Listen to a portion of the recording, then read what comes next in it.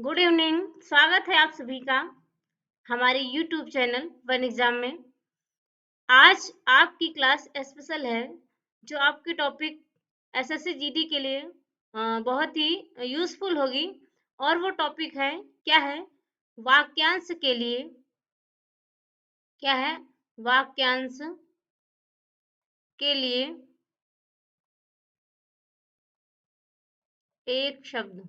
आज हम इस पर चर्चा करेंगे। आपके सामने कई शब्द हो और उसको एक शब्द में बांधना हो तो वो यह कहलाता है जिसे हम सामासिक क्या कहते हैं? सामासिक शब्द भी कहते हैं। अगर हम बात करें कि इसका प्रयोग कहाँ होता है या फिर किसे कहते हैं, तो वाक्यांश के लिए एक शब्द किसे कहते हैं? जब किसी वाक्य में प्रयुक्त या स्वतंत्र किसी वाक्यांश के लिए किसी एक शब्द का प्रयोग किया जाता है। हाँ, ठीक, एक शब्द का प्रयोग किया जाता है जो उस वाक्यांश के अर्थ को पूरी तरह सिद्ध करता हो। ठीक है, तो उसे हम क्या कहते हैं? वाक्यांश के लिए एक शब्द कहते हैं। और इसका प्रयोग भाषा में क्यों किया जाता है? हाँ, भाषा को सुंदर, ठीक है, भाषा को सुंदर, आकर्षण, कैसा?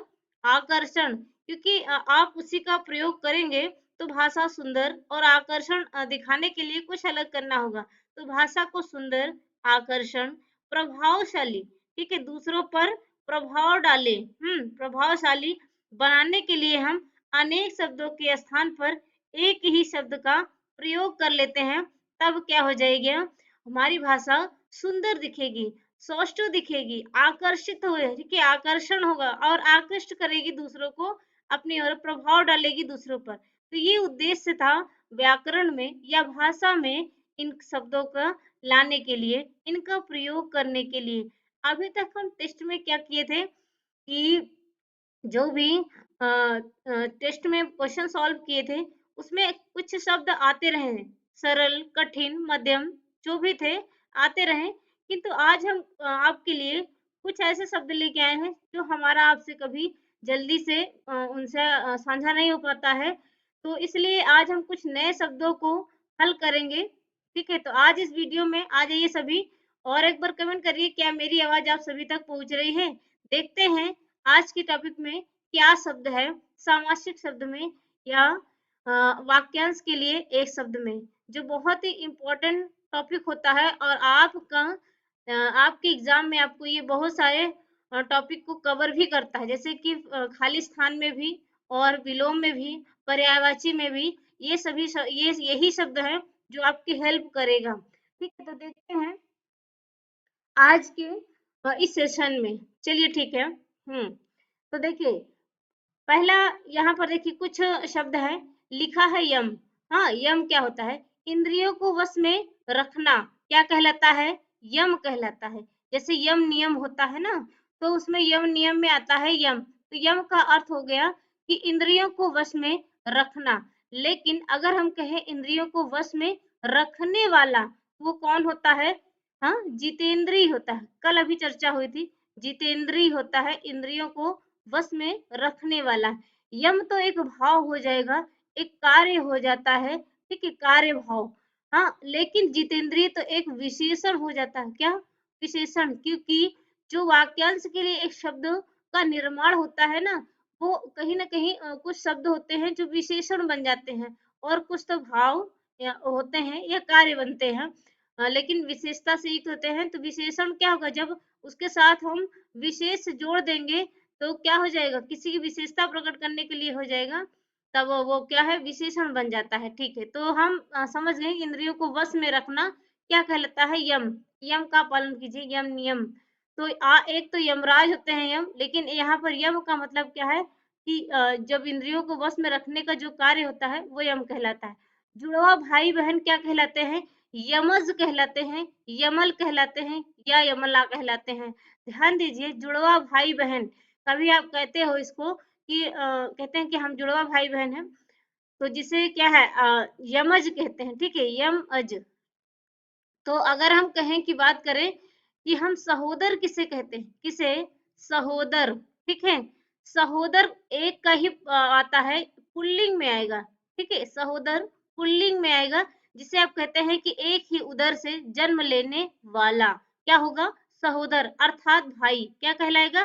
भाई। तो विशेषण हो गया या अन्य अर्थ को इंगित कर रहा है। और वहीं पर स्त्रीलिंग में क्या हो जाएगा? सहोदरा।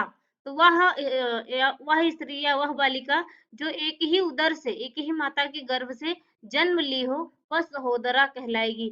तो आपको ऐसे समझना है वाक्यांश के लिए, एक शब्द के लिए। तो दो पॉइंट आपको क्लियर हो गया होगा। ठीक है, आगे बढ़ते हैं। देखिए, यश को धारण करने वाला, हाँ, यश को धारण करने वाला यशोधर होता है। क्या होता है? पुल्लिंग शब्द है, ठीक है। और यशोधर विशेषण बना, तो यश को धारण करने वाला यशोधर। इसका स्त्रीलिंग क्या होगा? यशोधरा होगा। क्या होता है? यशोधरा। जो यश को धारण करती है वह स्त्री यशोधरा कहलाएगी। वह मृत व्यक्ति जिसका यश शेष हो, ठीक है, मतलब कि वह व्यक्ति मर गया हो लेकिन उसका यश अभी हो, मतलब कि अमर होए वो, लेकिन यश से युक्त व्यक्ति को क्या कहेंगे? यशः शेष या कीर्ति शेष। कीर्ति मतलब यश होता है और यश भी है, दोनों अर्थ शब्द बनेंगे यश शेष, कीर्ति शेष। कभी कभी ऐसे शब्द आ जाते हैं तो हमें बड़ी समस्या होने लगती है। हाँ, ठीक है, आगे बढ़ते हैं। यश को सूचित करने वाला स्तंभ, ठीक है, यश है, यश को सूचित करने वाला स्तंभ, यशः स्तंभ। कि अगर अब देखिए ये इसका प्रयोग कहाँ हो सकता है इस शब्द का? यश को सूचित करने वाला स्तंभ, ये हमारे राजकुल के यशः स्तंभ है, अर्थात हमारे राजकुल के क्या है? यश का स्तंभ है, यश को सूचित करने वाले स्तंभ है, जो इसके क्या है, उसकी नींव को बनाए रखते हैं, उसके प्रसाद को, महल को बनाए रखते हैं। तो वहां पर ऐसे शब्द प्रयोग में आएंगे, यश को सूचित करने वाला स्तंभ मतलब खंभा। यज्ञ कराने वाला बहुत ही इंपॉर्टेंट शब्द है। अभी आपको देखिए एक पहला वाला इंपॉर्टेंट मिला, सभी इंपॉर्टेंट है, लेकिन परीक्षा उपयोगी हम देखेंगे। यज्ञ कराने वाला क्या होता है? याजक होता है या याज्ञिक होता है? क्या? याजक या याज्ञिक होता है। यज्ञ कराने वाला क्या है? यंत्र संबंधी। अब तो समझ सकते हैं, यंत्र संबंधी। जैसे ही संबंधित लगा, इसमें हम इक प्रत्यय जोड़ देंगे, क्या बनेगा? यांत्रिक। क्या बनता है? यांत्रिक। जहां संबंधित होगा हम एक प्रत्यय का जोड़ कर देंगे और जिससे नया शब्द बनेगा यांत्रिक। जो यंत्र से संबंधित हो तो यांत्रिक हो जाएगा, ठीक है। और तंत्र से संबंधित तांत्रिक हो जाता है, ठीक। तो ऐसे बन जाएगा। आगे बढ़ते हैं, ठीक है। आगे देखिए, घूम घूम कर जीवन बिताने वाला। बहुत सारे शब्द हैं, हम सबको सॉल्व करेंगे, इसलिए हमें अपने टॉपिक पर ध्यान देना है।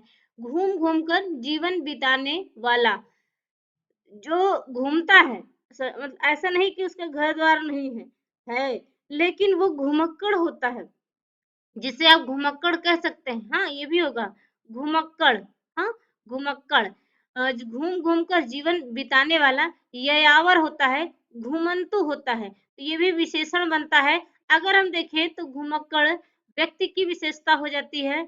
और अगर हम देखें कि जो घूमता है, तो जैसे यायावर होता है, यायावर, तो यायावर किसे कहते हैं? बादल को कहते हैं। बादल पे ये उपमा या ये विशेषण लागू हो जाता है, क्योंकि बादल एक स्थान पर नहीं रहता है, इसलिए उसे यायावर कहते हैं।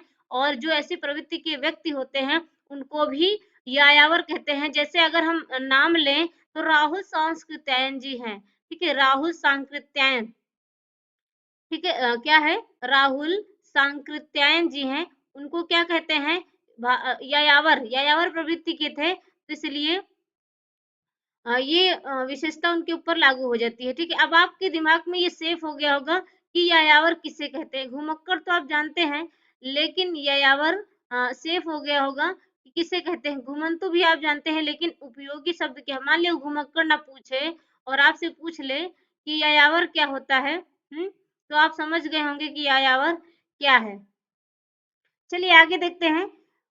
उपयुक्त तर्क संगत, जो मतलब कि जो वाक्य या कार्य क्या हो? उपयुक्त हो, तर्क संगत हो, उसे क्या कहेंगे? तो युक्त युक्त कहेंगे। क्या? युक्त युक्त। क्या कहते हैं? युक्त युक्त। इतना इंपॉर्टेंट नहीं है, लेकिन है। युग में जो धारा प्रवाहित हो, हाँ, जो धारा युग में प्रभावित हो, मतलब युग में जो धारा प्रवाहित हो, वो युग धारा कहलाती है। ठीक है, कोई युग हो और धारा के रूप में, मतलब प्रवाह के रूप में चलता चला जाए, तो युग धारा कहलाती है। नया युग प्रारंभ करने वाला, नई प्रवृत्ति को जन्म देने वाला कौन होता है? मतलब कि ऐसा कोई व्यक्ति जो नया युग शुरू करे और नई प्रवृत्ति को जन्म दे, तो वो युग प्रवर्तक कहलाता है। ठीक है, बड़ा इंपॉर्टेंट है, युग प्रवर्तक कहलाता है। विवाह के समय, विवाह के समय जो कन्या को दिया जाए वो क्या कहलाता है? विवाह के समय कन्या को दिया जाने वाला जो होता है वो कहलाता है यौतुक। ध्यान रखिए, यौतुक कहलाता है। विवाह के समय कन्या को दिया जाने वाला, अब दिया जाने वाला जो कुछ भी दिया जाता है, जैसे कि उसके गोद में फल इत्यादि सब कुछ दिया जाता है विवाह के समय, तो वो क्या, वो जो वस्तु होगी उसे हम किस नाम से जानेंगे? यौतुक कहलाती है। क्या? यौतुक। लाल चमक वाला क्या कहलाता है? मतलब कि वह जो लाल रंग से युक्त हो। ठीक है, लाल रंग से, लाल चमक वाला, आप लालिमा कह सकते हैं। क्या कहते हो? लालिमा। लाल से इमा प्रत्यय जोड़ते हैं, लालिमा। ये क्या है?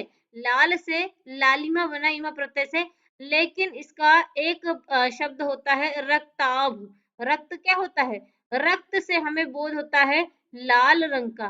ठीक है, लाल रंग का। अगर वो रक्त से सना हुआ है तो रक्ताभ, लेकिन लाल चमक वाला है तो रक्ताभ फिर भी कहलाएगा, क्योंकि जो रक्त होता है वो लाल ही रंग का होता है और कोई नहीं होता उसका दूसरा रंग जो बाहर निकलता है। ठीक है, कोशिकाओं के माध्यम से, वो तो लाल ही होता है। चलिए देखिए, खून से रंगा हुआ, खून से रंगा हुआ वो रक्ताभ नहीं कहलाएगा। खून से रंगा हुआ क्या कहलाता है? रक्त रंजित। क्या? रक्त रंजित। ये तो आप समझ जाएंगे कि खून से रंगा हुआ क्या कहलाएगा? रक्त रंजित कहलाएगा। तो इतने शब्द आपके सामने आए जिसे आप अब बार बार वीडियो देखेंगे तो याद हो जाएंगे, या आप नोट कर सकते हैं, ये आपके लिए बहुत उपयोगी होंगे। आगे देखिए, आगे है कुछ शब्द। लाल रंग वाली क्या, लाली लिए हुए, लाल रंग वाला या लाली लिए हुए। ठीक है, अभी हमने देखा लाल चमक वाला रक्ताभ था, हाँ यहाँ पर, लेकिन लाल रंग वाला या लाली लिए हुए वो होगा रक्तिम हो जाएगा। हाँ, क्या? लालिमा जिसे आप कहते हैं, तो ये तीनों रक्ताभ, लालिमा, रक्तिम। तो लाल आपको समझ में आ गया होगा कि लाल रंग रक्त से जोड़ा गया है, जिसकी रक्षा होनी चाहिए। ये तो अनी प्रत्यय लगाएंगे तो रक्षणी बन जाएगा, सही है। किसी भी, देखिए इस तरह के हमने शब्द सॉल्व किए हैं जो बहुत सरल लगते हैं, हमें समझ में आ जाते हैं, जिसमें ई प्रत्यय हो या प्रत्यय हो तो हम समझ जाते हैं। ठीक है, जैसे जिसकी रक्षा होनी चाहिए, चाहिए के अर्थ में होता है अनी प्रत्यय, तो रक्षणी हो जाएगा।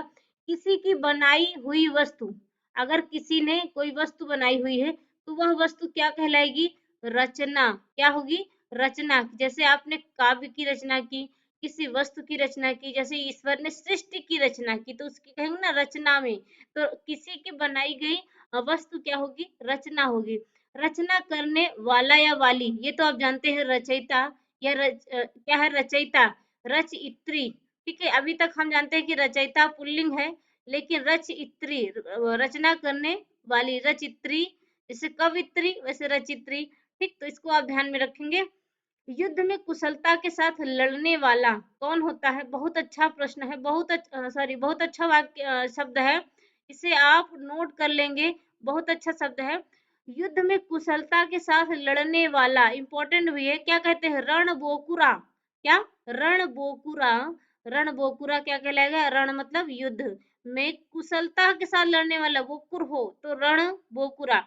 रमण करने योग्य, अभी फिर योग्य आया तो या प्रत्यय होगा या तो अनीय प्रत्यय होगा। क्या होगा? अनीय प्रत्यय होगा। और रम है, रमण में रम हो जाएगा तो रमणीय हो जाएगा अथवा रम्य हो जाएगा। रमणीय दृश्य और रम्य दृश्य, मतलब कि सुंदर। रमण करने योग्य, रमण का अर्थ होता है घूमना। ठीक है, घूमना आनंद लेने से है तो वो रमण कहलाता है, कि जिसके साथ मतलब कि जो स्थान हो या व्यक्ति हो जिसके साथ रमण करना, आनंद लेना, वो रमण कहलाता है। तो रमण करने योग्य रमणीय होता है, रम्य होता है। तो ये बहुत, ये भी इम्पोर्टेंट है। जो रस का आनंद लेता हो वो क्या कहलाएगा? देखिए बहुत अच्छा ये भी वाक्य है, जो रस का आनंद लेता हो वो रसिक कहलाता है, ठीक है। रसिक जैसे कहेंगे रसिक व्यक्ति, ये विशेषण बनता है रसिक कि वो रसिक है। रसिक का मतलब ऐसा स्वभाव का व्यक्ति जो सदैव आनंद में ही जुटा, जैसे मोहम्मद शाह रंगीले थे, वो रसिक प्रवृत्ति के थे, ठीक है, सदैव नृत्य गान में ही जुटे रहते थे। तो ऐसे बहुत सारे लोग होते हैं, सबकी अलग अलग प्रवृत्तियां होती है। तो रसिक कौन होगा? जो रस का आनंद लेता हो, किसी का इच्छुक रहता है तो वो रसिक होता है, ठीक है। छिपी हुई बात क्या कहलाएगी? रहस्य कहलाती है, आप जानते हैं। हाँ, छिपी हुई बात क्या कहलाएगी? रहस्य कहलाती है। अगर हम बात करें फिर गोपनीय क्या होती है? गोपनीय, गोपनीय भी किसे कहेंगे? गोपनीय छिपाने योग्य बात क्या होगी? छिपी हुई बात जो स्वयं ही छिपी हो तो गुप्त कहलाएगी अथवा रहस्य कहलाएगी। लेकिन गोपनीय का अर्थ होता है कि छिपाने योग्य, ठीक है, जिसे छिपाया जाना चाहिए, ठीक है, वो क्या हो जाएगा? वो गोपनीय कहलाता है। आगे हम ऐसे ही कुछ और शब्द सॉल्व करेंगे, देखेंगे।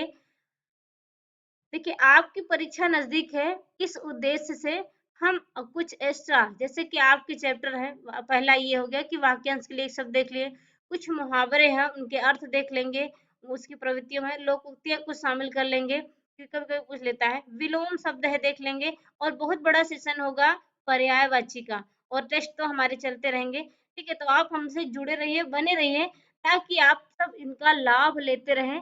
और कहीं न कहीं कोई ना शब्द आपको मिल सकता है, क्योंकि एक भी नंबर 20 में से नहीं जाना चाहिए आपका, एक भी नंबर नहीं जाना चाहिए, 20 में से 20 आपके आने चाहिए। देखिए हम आगे बढ़ते हैं। सामान्यतः सेना में भर्ती होने वाला, सामान्य देखो सेना में नया भर्ती होने वाला, ठीक है, जो सेना में नया भर्ती होगा वो रंगोपजीवी होगा। क्या होता है? रंगोपजीवी, अभिनय के सहारे जीविका चलाने वाला, वो भी क्या है? रंगोपजीवी। तो ध्यान दीजिए दोनों में रंगोपजीवी है। हाँ, लेकिन अभिनय के सहारे अगर दोनों ऑप्शन में हो तो आपको ये वाला समझना चाहिए रंगोपजीवी का। क्या करना चाहिए? रंगोपजीवी में अभिनय के सहारे जीविका चलाने के लिए आपको क्या करना है? रंगोपजीवी। सबसे ऊपर दोनों में से अगर कहेंगे तो ये फर्स्ट वरीयता हम इसको देंगे, ठीक है। राजा के प्रति भक्ति, राजा के प्रति भक्ति क्या कहलाएगी? जो श्रद्धा होगी वो राजभक्ति, ठीक है। राजभक्ति क्या होगी? राजा के प्रति भक्ति या राज्य के प्रति भक्ति, वो राजभक्ति कहलाएगी। सरकारी पुरुष या राजकीय पुरुष, राजपुरुष कहलाता है। राजपुरुष कौन कहलाएगा? राजा का पुरुष जिसे हम कहते हैं, या सरकारी पुरुष कहते हैं, राजकीय पुरुष कहता है राजपुरुष। राष्ट्र का प्रधान कौन होता है? राष्ट्रपति, ठीक है। जो खाली हो चुका हो वो क्या है? रिक्त है, ठीक है। रीता भी होता है, क्या? रीता या रिक्त, वो जो खाली हो चुका है वो रीता होगा या रिक्त होगा। उत्तराधिकारी में प्राप्त संपत्ति बहुत इंपॉर्टेंट है। उत्तराधिकारी में प्राप्त संपत्ति क्या होती है? रिक्त होती है। क्या होती है? रिक्त। इसको आप इंपॉर्टेंट मान लीजिए इस शब्द को। आगे देखिए, आगे है कि वह काव्य जिसका अभिनय हो सके। देखिए काव्य श्रव्य होते हैं, दृश्य होते हैं, सब होते हैं, मतलब कि देखते भी हैं, सुनते भी हैं, तो काव्य होते हैं। लेकिन वह काव्य, ठीक है, वह काव्य रचना जिसका अभिनय हो सके वह रूपक कहलाता है, ठीक है। रूपक काव्य कभी आप सुने कि क्या होता है? रूपक काव्य जैसे नाटक होता है, हाँ, नाटक होता है, तो रूपक नाटक का नाम ही रूपक होता है क्योंकि उसका हम अभिनय कर लेते हैं। लेकिन कुछ होते हैं जैसे गीत नाट्य होते हैं, उनका हम अभिनय नहीं कर पाते हैं। कुछ उपन्यास होते हैं जिनका हम अभिनय कर लेते हैं, वो रूपक की श्रेणी में आ जाते हैं। तो हम क्या कह सकते हैं कि वह काव्य रचना, देखिए काव्य रचना है, ठीक है, वह काव्य रचना जिसका अभिनय हो सके रूपक कहलाएगा। रूप का व्यापार करने वाली, बहुत अच्छा वाक्य है, वाक्यांश है। रूप का व्यापार करने वाली कौन होती है? रूप जीवा या वेश्या, जिसे गणिका कहते हैं। क्या है? गणिका कहते हैं, वेश्या कहते हैं, ठीक है। रूप जीवा मतलब अपने रूप का व्यापार करने वाली, उसी से उसकी जीविका चलती है, वो वेश्या होती है या रूप जीवा स्त्री कहलाती है। अत्यंत सुंदर स्त्री क्या कहलाएगी? रूपसी कहलाएगी। बहुत इंपॉर्टेंट है। रूपसी मतलब क्या होगा? जो स्त्री अत्यंत सुंदरी हो, अत्यंत सुंदर हो, वो क्या होगी? रूपसी होगी। रूप पर मोहित हो गया हो, जो रूप पर मोहित हो गया हो वह वह क्या कहलाएगा? रूपासक्त। ठीक है, रूप पर आसक्त, वो और कुछ ना देखा, केवल रूप देख लिया तो उस व्यक्ति क्या कहते? तुम तो रूपासक्त हो। मतलब कि किसी के और किसी पर ध्यान ना दिए, केवल रूप पर दिए, तो रूप ही सब कुछ नहीं होता है। तो रूप पर मोहित हो गया हो वह व्यक्ति रूपासक्त व्यक्ति कहलाएगा। वह क्रिया जिसे जिससे दस्त हो, वह क्रिया जिससे दस्त हो मतलब कि ऐसी बीमारी या जिसमें दस्त होती है, उस बीमारी का नाम क्या होता है? रेचक होता है। क्या होता है? रेचक। ये आप जानते होंगे, विज्ञान में पढ़े होंगे रेचक को। ठीक है, रेचक, जिसमें दस्त लगती हो, रेचक कहलाती है। प्रतिष्ठा को प्राप्त व्यक्ति क्या होता है? ये इंपॉर्टेंट है। ठीक है, ये इंपॉर्टेंट है। लब्ध प्रतिष्ठ, लब्ध प्रतिष्ठित नहीं है, लब्ध प्रतिष्ठ, प्रतिष्ठा को प्राप्त व्यक्ति लब्ध प्रतिष्ठ। अगर लब्ध प्रतिष्ठ और लब्ध प्रतिष्ठित दोनों आता है तो लब्ध प्रतिष्ठ एकदम सही शब्द है। ठीक है, जिसका पेट बड़ा हो, बड़े पेट वाले क्या कहेंगे? लंबोदर। ठीक है, बड़ा कहने से, हाँ, लंबा और बड़ा में अंतर होता है, लेकिन यहाँ लंबे क्या है? बड़ा में, बड़े का अर्थ यहाँ पर लंबा ही लिया गया है, तो इस अकॉर्डिंग इसे क्या कहा गया? लंबोदर कहा गया। ठीक है, चेहरे की लुनाई, लुनाई समझते हैं? हाँ, चेहरे की लुनाई, आप समझिए लुनाई क्या होता है? लुनाई होता है जहाँ नमकीन लगता है, लुनाई का अर्थ नमकीन होता है, नमक से युक्त होता है। लेकिन चेहरे पर कौन सी लुनाई होती है? देखिए, चेहरे की लुनाई होती है कि उसका जो सौंदर्य होता है, चमक होती है, उसे हम क्या कहते हैं? लुनाई से ही बनता है लावण्य, और लावण्य शब्द से ही हम बोध करते हैं चेहरा चमकदार है तो लावण्य कहलाता है। किसके लावण्य को देख करके? मतलब हरा बढ़िया ताजा, बढ़िया सुंदर मोटा ताजा है तो वो चेहरा सुंदर लगता है, तो वो क्या कहलाएगा? लावण्य। हाँ, लावण्य कहलाएगा। तो इसलिए लुनाई शब्द का प्रयोग किया गया चेहरे की लुनाई से। तो आप नहीं कहेंगे चेहरे पर नमकीनपन कहाँ से आ गया? चलिए आगे, अनेक प्रकार की लिपियों का शास्त्र, लिपि शास्त्र होता है। ये आप समझ जाएंगे कि लिपि शास्त्र क्या होता है। अनेक प्रकार की लिपियों का शास्त्र, क्या आप कह सकते हैं? लिपियों का शास्त्र अकेले भी कहेंगे तो लिपि शास्त्र होता है कि वह शास्त्र, वह शास्त्र जिसमें लिपियों का अध्ययन किया जाता है, वो क्या होता है? लिपि शास्त्र होता है। प्राप्त करने की इच्छा, ये तो कई बार परीक्षा में पूछ लिया गया है। ठीक है, तो आप इसको ध्यान रखिए, इच्छा से संबंधित।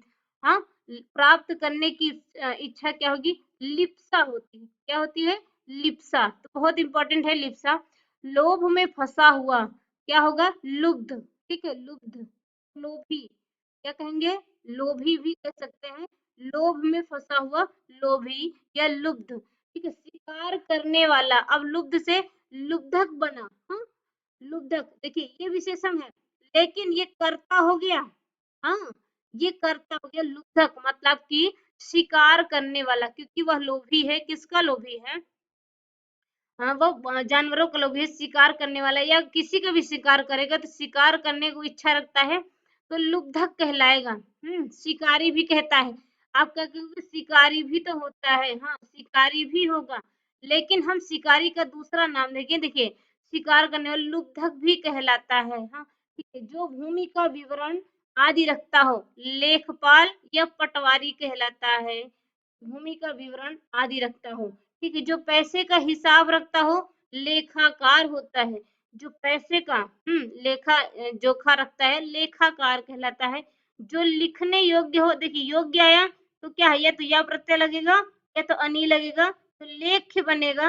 ये है लेख्य, और यह लेखनी, लेख्य, लेखनी। जो चाटने योग्य है, बहुत इंपॉर्टेंट शब्द है, ध्यान रखिए।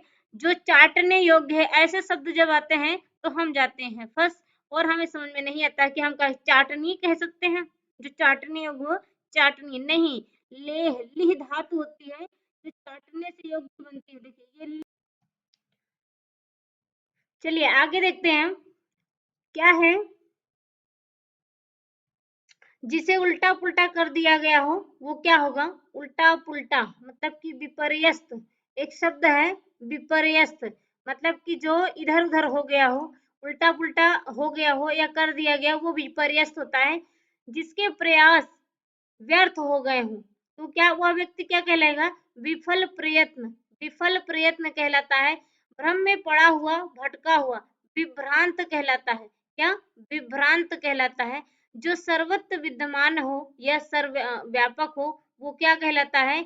वह विभु कहलाता है। विभु ईश्वर। ईश्वर ही सर्वत्र विद्यमान है, सर्वव्यापक है, हर जगह उसका क्षेत्र है, तो विभु कहलाता है।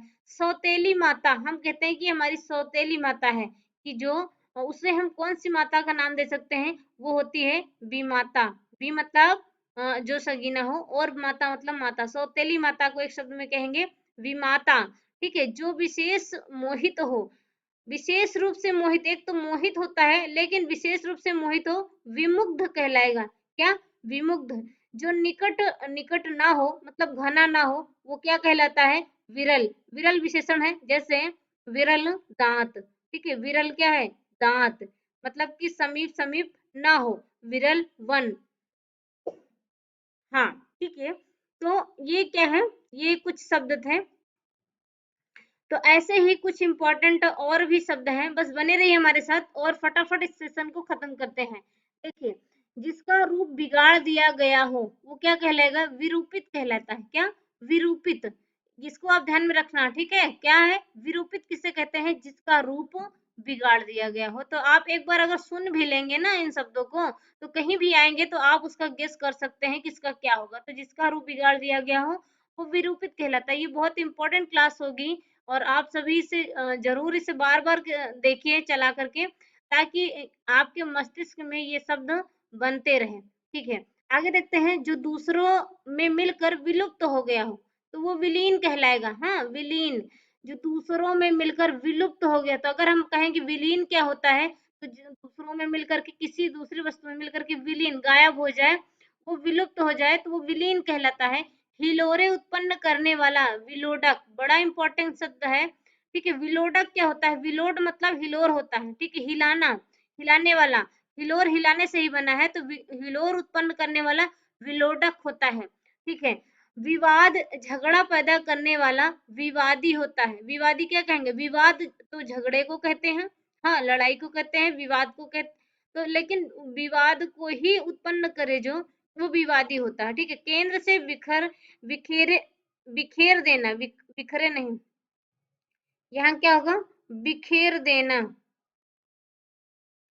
केंद्र से मतलब कि सेंटर से, जहां पर वस्तु रखी हो और वहां से बिखेर देना, अलग कर देना कोई चीज, तो वो क्या कहलाएगा? विकीर्ण या विकेंद्रीकरण। हाँ, ये शब्द का प्रयोग बहुत प्रयोग किया जाता है अपनी भाषा में। तो इसका हम देख लेंगे।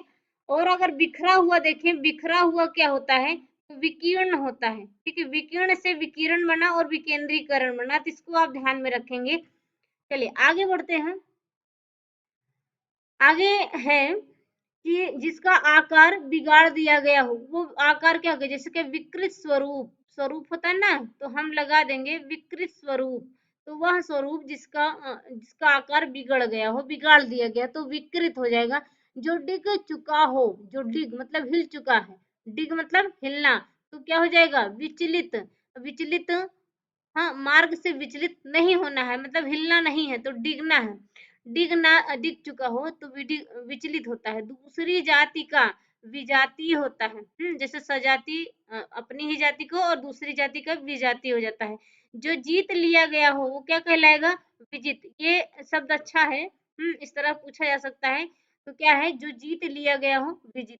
सर्वसाधारण को दी जाने वाली सूचना, बहुत अच्छा है। अगर आपसे कहे विज्ञप्ति क्या होती है, देखिए आपको इसको ध्यान में रखना है, और बड़ा ही इंपॉर्टेंट है। विज्ञप्ति क्या है? सर्वसाधारण को दी जाने वाली सूचना विज्ञप्ति कहलाती है। सर्वसाधारण को दी जाने वाली सूचना विज्ञप्ति कहलाती है। जिसकी सूचना दी गई हो, विज्ञापित। ठीक है। अगर वो सबको सूचना दे दी गई, ठीक है, तो क्या कहलाएगी? विज्ञापित हो गया, या जो सूचना दे दी जा चुकी हो, वो कहलाएगा विज्ञापित सूचना। ठीक है। या विज्ञापित कहलाएगा। व्यर्थ की बहस, जिसमें प्रतिपक्ष स्थापित न हो। मतलब कि प्रतिपक्ष मतलब विरोधी ना हो, हम व्यर्थ में ही बहस कर रहा हूँ, वो क्या कहलाएगा, वितंडावाद या वितंडा कहलाएगा, जिसमें कोई मतलब नहीं निकलता है, वो व्यर्थ की बहस होती है, वो वितंडा होता है। ठीक है, तो इसको आपको इसको भी ध्यान रखना है, वितंडा क्या होता है। कभी कभी ऐसे शब्दों से भी हमें मेल जोल करना पड़ जाता है। तृष्णा से रहित वितृष्णा हो जाएगा, वितृष्ण, तृष्णा से रहित वितृष्ण होगा। दो दिशाओं के बीच का कोना, ठीक है, दिशाएं 10 होती हैं और उनके मध्य के जो होता है ये आप जानते ही हैं। ठीक है, जैसे इस कोण बनते हैं उनके वो है, लेकिन यहाँ पर शब्द है कि दो दिशाओं के बीच का जो कोना होगा, मान लीजिए ये है और ये जो कोना कहलाएगा जो तो वो विदिश कहलाएगा। ठीक, विदिश। और ऐसे ही एक स्थान का नाम पड़ा विदिशा। ठीक है, विदिश से ही विदिशा बना क्योंकि वह ऐसे ही स्थान पर स्थित था। तो विदिश क्या होता है, ध्यान रखना है आपको, विदिश को जो दो दिशाओं के बीच का कोना हो उसे क्या कहेंगे, विदिश। ठीक है, आगे देखिए, आगे कुछ और महत्वपूर्ण शब्द हैं, जैसे प्रशंसा के बहाने। देखिए एक शब्द और है कि फटा हुआ, चीर फाड़ा गया, क्या कहलाएगा, विदीर्ण कहलाएगा। क्या कहलाएगा, विदीर्ण। ये विदीर्ण मतलब जो फाड़ा गया हो, ठीक है, वो या फटा हुआ विदीर्ण कहलाएगा। और प्रशंसा के बहाने अगर निंदा मिलती है तो ये तो आप जानते ही होंगे, क्या कहलाएगा, व्याज निंदा। व्याज में क्या, व्याज स्तुति। और अगर निंदा के बहाने प्रशंसा मिलती है तो व्याज निंदा होती है, क्या, व्याज निंदा। लेकिन प्रशंसा के बहाने निंदा मिली तो क्या होगा, व्याज स्तुति। ठीक है, जो किसी को वचन दे चुका हो वो वाग्दत्त होता है। वाग्दत्त आप ध्यान रखिए, वाग्दत्त क्या होता है कि जो वचन दे चुका हो वह क्या होगा, वाग्दत्त होगा। और भाषण देने में जो चतुर होगा, वाग्मी, क्या कहलाएगा, वाग्मी। ध्यान रखना है, वाग्मी कौन होता है, भाषण देने में चतुर होता है। देखिए इस शब्द का प्रयोग आप बार बार देखेंगे, आपकी टेस्ट में आया होगा, वाचाल। जो बहुत अधिक बोलता हो वो वाचाल होता है। ऐसे बहुत सारे शब्द हैं जो हम कुछ महत्वपूर्ण है उसको हम नोट डाउन करके आपके सामने प्रत्यक्ष कर रहे हैं। ठीक है, और फिर क्या है, सामाजिक मान मर्यादा के विपरीत कार्य करने वाला क्या होता है, वामाचारी। वामाचारी क्या होता है, अगर सामाजिक मान मर्यादा के विपरीत नहीं, सम्मुख कार्य करता है, उसके अनुकूल कार्य करता है, तो वो क्या कहलाएगा, वामाचारी नहीं होगा। अगर वो मान मर्यादा के विपरीत कार्य करता है तो वामाचारी होगा। ठीक है, वामाचारी, वाम आचरण करने वाला, बुरा आचरण करना, विपरीत आचरण करने वाला वामाचारी कहलाएगा। सर्दी गर्मी वायु को जहां नियंत्रित किया गया हो वो क्या कहलाएगा, ये तो आप जानते हैं ना। जैसे अगर कहें क्या कहते हैं, वातानुकूलित, एसी जो होती है वातानुकूलित, वहां वातावरण कि जहां पर सर्दी गर्मी दोनों के वायु को जहां पर नियंत्रित किया गया हो, कि वो वायु क्या है, वायु ठंडी भी होती है और गर्म भी होती है, इसलिए दोनों को उसके अकॉर्डिंग किया जाता है, तो वो वातानुकूलित होता है, ये आप समझते हैं। जो वर्ष में एक बार हो तो क्या कहलाएगा, वार्षिक।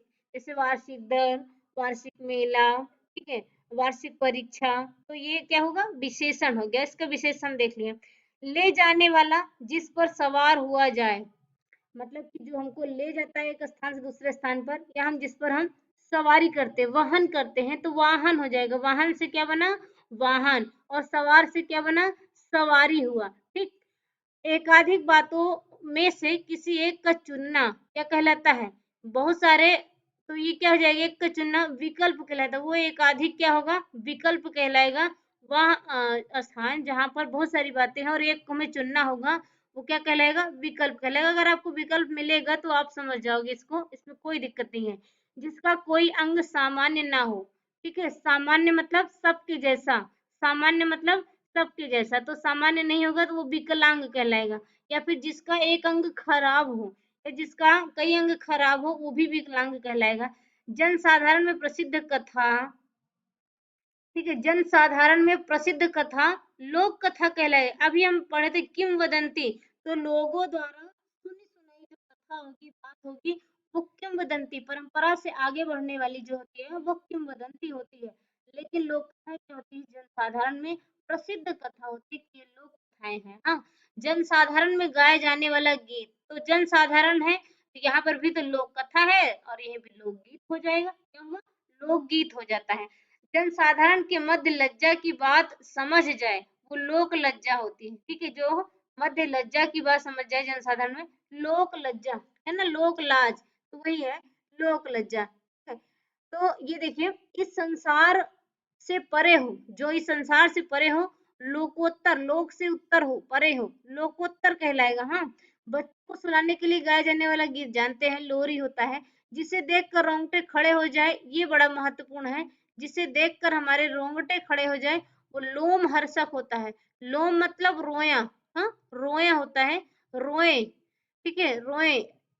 ठीक है, तो वो लोम होता है, लोम हर्षक मतलब हर्षित हो जाए, खड़े हो जाए। लोक से संबंध रखने वाला लौकिक होता है। लोहे के समान कठोर शरीर हृदय वाला लौह पुरुष होता है।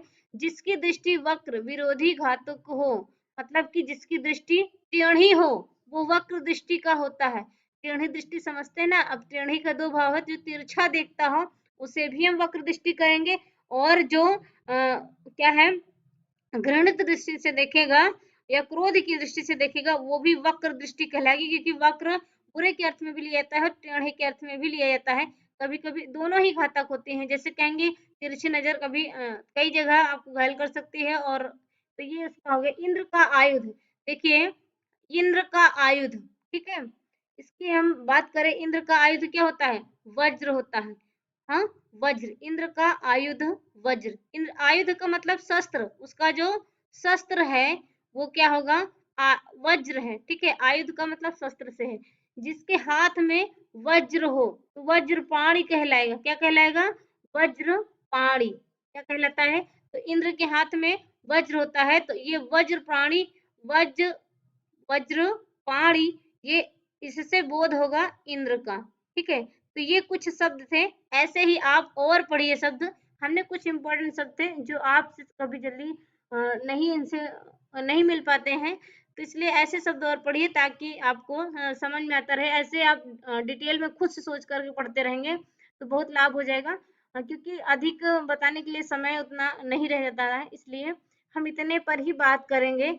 और हम फिर नेक्स्ट टॉपिक लेके आएंगे कल की क्लास में। तब तक हमारे साथ ऐसे बने रहिए और जुड़े रहिए हमारे चैनल पर। ठीक है, तो मिलते हैं नेक्स्ट वीडियो में, तब तक सबको बाय बाय, शुभ संध्या।